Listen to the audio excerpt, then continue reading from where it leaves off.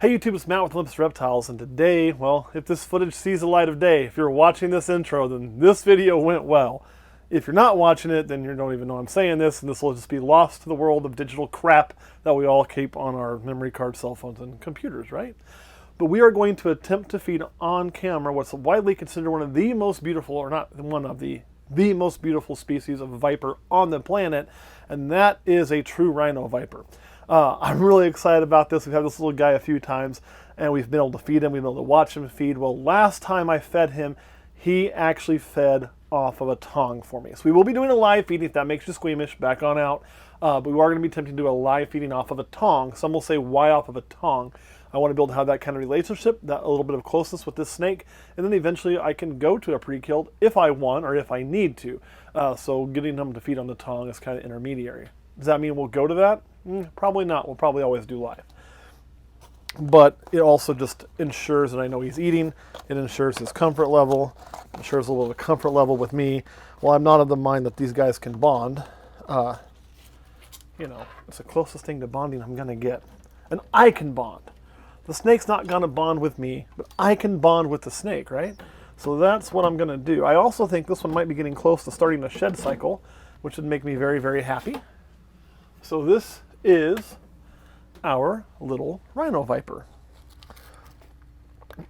What we have been feeding him is, since he is an African species, to try to anticipate getting him to eat, we have been using an African rodent, and that has worked very well for us.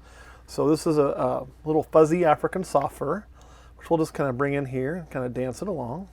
Try to get Mr. Snake's attention. Oh, I think we have it. Oh, there it is. See me jump? So again, just like you see with the gaboon viper, when this thing eats, it's going to levitate. They're so closely related. They do almost everything the same. So it's going to hold that food item up, use that venom to subdue it, and then never put it down on the ground and eat it.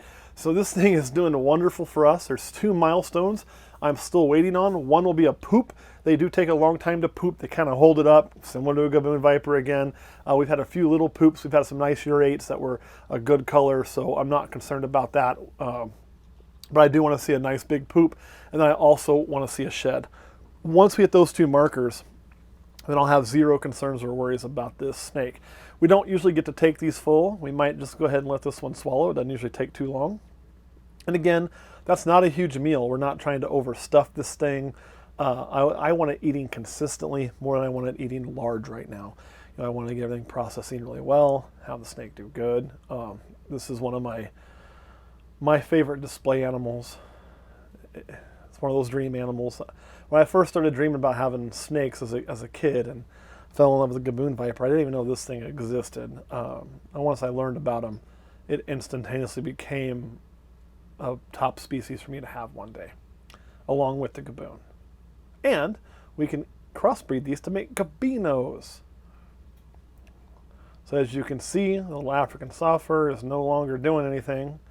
So it is probably dead. If not dead, it's very close to it. And you should begin to see some rotation, although it got it pretty close to the head, and it will suck it down. There you can see, there's one fang moving. Now really watch as it opens to the side of the mouth. You'll get a good view of the fang. There it was. As it works it around. For that size head, those are massive little fangs. Massive little fangs is kind of like jumbo shrimp, I guess.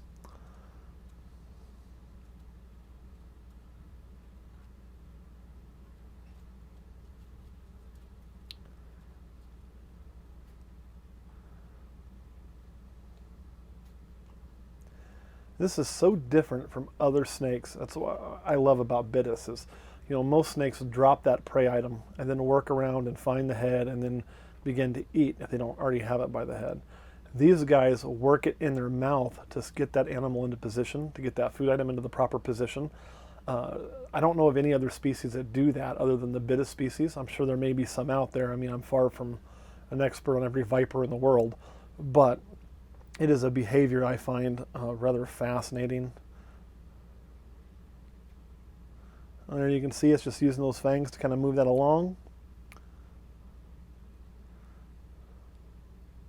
Kind of a stab and pull along with the bottom jaw helping work.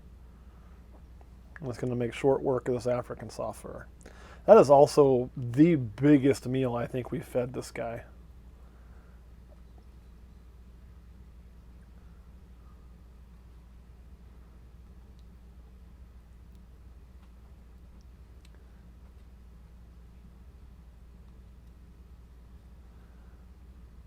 If you look, it just took a huge breath, so it's still able to breathe while it eats, which is, if you're not familiar with how snakes work, they are able to do that, which is pretty awesome. I couldn't breathe with a turkey in my mouth, and that's pretty much the equivalent of what this thing is doing. And the funny thing is, even though the fangs aren't doing anything, just the way that works the muscles, the fangs still have the same movement, so they'll get a good view, even though they're no longer hitting the prey item. We probably won't jiggle our mouth any more than maybe a jaw reset when we're all done. I'm just going to start working it down.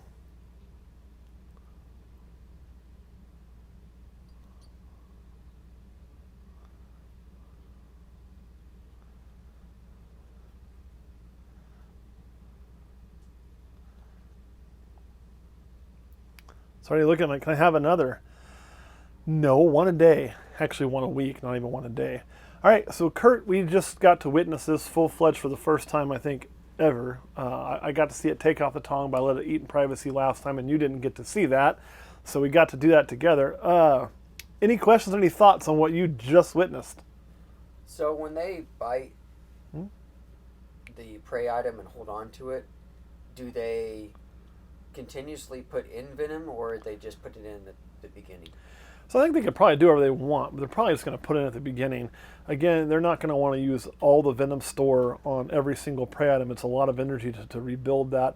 So they're going to hit it, give a nice big load, because they have a large load of venom for their size, and then let it die. I have not, I mean, I don't, I'm just kind of guesstimating on that. I haven't watched how it worked, but there'd be no reason for them to dump the entire venom load in there or continuously pump.